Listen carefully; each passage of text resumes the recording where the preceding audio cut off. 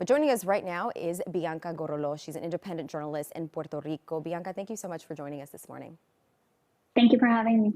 Yeah, Bianca, I think a lot of us saw you in that music video by Bad Bunny talking about some of the issues that Puerto Ricanos are facing right now. And I've been following your posts since the hurricane hit. What can you tell us as far as some of the challenges the island is facing, especially with those power outages? So there's still people without power. We're talking now more than 3 weeks after the hurricane. Those numbers, Luma, the U.S.-Canadian company in charge of re-energizing Puerto Rico, is saying that right now 99% of Puerto Rico is re-energized, but some mayors are skeptical of those numbers. They say there are a lot of pocket areas around their municipalities that still don't have electricity. And as you can imagine, 3 weeks without electricity is really hard for people to be living without the basics. Yeah, no, for sure, Bianca. And I know here talking to people locally, there are people who want to help. What are you seeing there in terms of organizations who are trying to help? And what do you see that people need the most right now?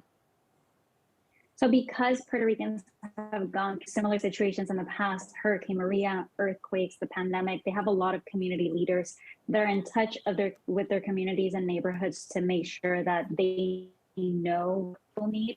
So there are a lot of grassroots organizations and community groups that are doing just that. I was just going to a few rural municipalities at the beginning of the week, and I was in touch with some of those community leaders. So they're the ones really bringing in aid and helping meet the needs of the people in their neighborhood. Yeah, and I know we're far away here, thousands of miles away, but I know a lot of people are paying attention as to what's happening on the island. What do you think that people really need to know as to what's going on in Puerto Rico? That the U.S. claims Puerto Rico as a possession. You know, some people will say that Puerto Rico is a modern day colony. So when it comes to what's happening here, the U.S. has a responsibility with Puerto Rico. We're not talking just when a hurricane happens. There's ongoing crises happening in Puerto Rico, and colonialism has a lot to do with it.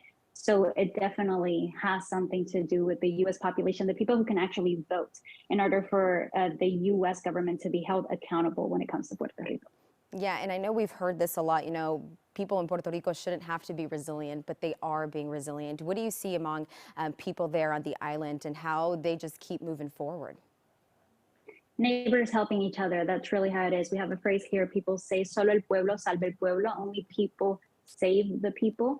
And that's what we're seeing. You know, when I went to these communities, it's a lot of like communicating between neighbors and making sure that they're aware how everyone is doing and what they need in order to help them, in order to support them. Because, you know, again, 3 weeks after the hurricane, going without the basics is really hard, especially for elderly people who are living by themselves. So that's what I'm seeing. I'm seeing people just going back to those skills that they've acquired after so many disasters to really make sure that their neighbors are being taken care of.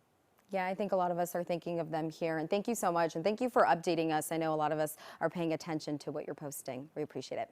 Thank you.